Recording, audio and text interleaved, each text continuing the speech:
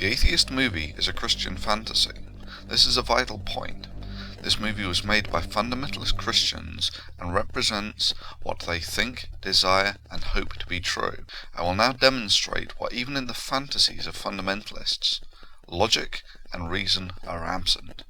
The summary. A man has his wife run over by a drunk driver, reads Dawkins, becomes an atheist, followed around always by a mysterious, brilliant lens flare that doesn't seem to face him or anyone else, gets run over by a car himself, and while unconscious, he has a holy vision.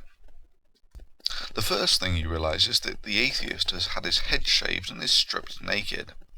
The usual first steps in removing the self-esteem of a man, used by most nations as a form of psychological torture to render the victim more pliable to suggestion. He also has a physical body, residual self-image maybe. He is greeted by a chatty clothed messenger who bears a stunning resemblance to the Christian caricature of Jesus, who tells him that God is real. Well, what else would you expect from a Christian fantasy? The angel then decides to read him a book about the crimes of the Turks. Curious, he leaves out the more virtuous chapters of Christian history. For instance, at the beginning of October 1641, the leading Catholic clergy met to discuss the course of action to be taken against the Protestant settlers. Some advocated banishment, while others felt extermination was the answer, because a banished man could come back with a sword in his hand. Wiser and safer to destroy them while they could. The orders relayed by the priests were on the same day the Irish people were to rise and depose the settlers and their families. Directions were given to drive them from their houses, strip them man, woman and child of their property, strip them even of the clothes off their back, to take such chances of life as the elements would allow in the late autumn amidst sleet and rain without food or covering. On the morning of October 23rd, 1641, they appeared before the houses of the settlers and their tenants, gangs of armed Irish, who demanded instant possession. On being admitted, ejected the families and stripped most of them to the skin. Many resisted and were killed. Many among the young men especially, who could save their own lives by flight, sought shelter for their women and little ones in the houses of their Irish neighbours, with whom they had lived in intimacy. The priests, however, told them it was a mortal sin to give relief or protection to the settlers. The helpless ones were often betrayed and murdered by their hosts, although there were a few exceptions. It's curious how the angel forgets these chapters in Christian history. It's also curious that the same angel forgets to mention that arguably the greatest genocide ever perpetrated was done by a Christian nation, by an army who had sworn a Christian oath of allegiance. Now it would appear that the angel of Christian fantasy has only read about the atrocities not committed in the name of the Christian God. God is indeed good and benevolent, as the Holy Book bears witness to. And by the Holy Book, I mean the one that testifies of Yeshua the Messiah. Yeshua, Jesus Christ. Yes, of course. And also, everything God created is good. Evil was never part of the original plan. It was an intruder once man refused God's leadership. And so the whole thing falls apart. According to the Bible, God put a man without the knowledge of good or evil in a garden with a fruit and told him not to touch it. But if you have no concept of good and evil, how would you know what is wrong? So God essentially punishes his own creation for not having an ability which he never gave him. This is what we call in science an internally inconsistent argument. In street terms, it's bullshit. Shadows aren't things in or of themselves. Man, I love donuts. But they're simply the absence of light. Right? Just like evil. Evil isn't some black sticky goo that's floating around the atmosphere and kind of gloms onto people and makes them do awful things. Evil is simply the absence of good. It's not something present, it's something missing, a privation. Just like this donut hole, it's missing from the center.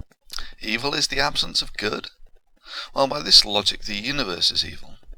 The universe is neither good nor bad, it's inanimate.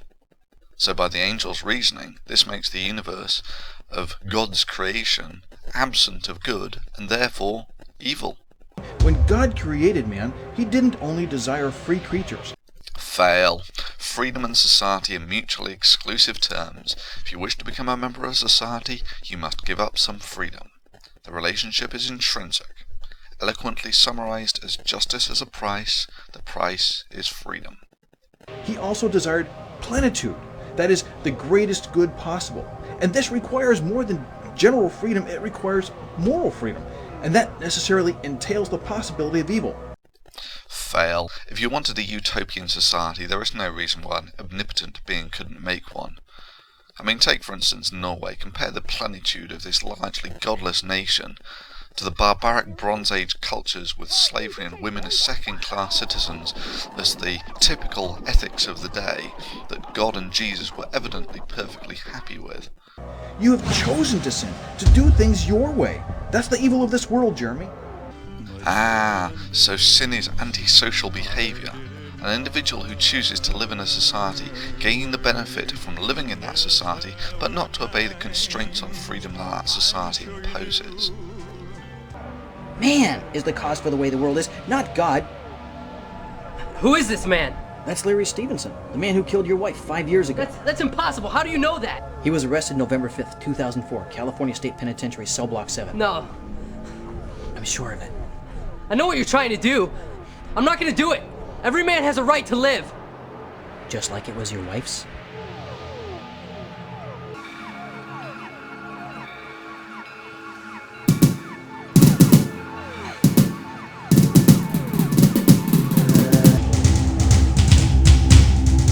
No, please stop!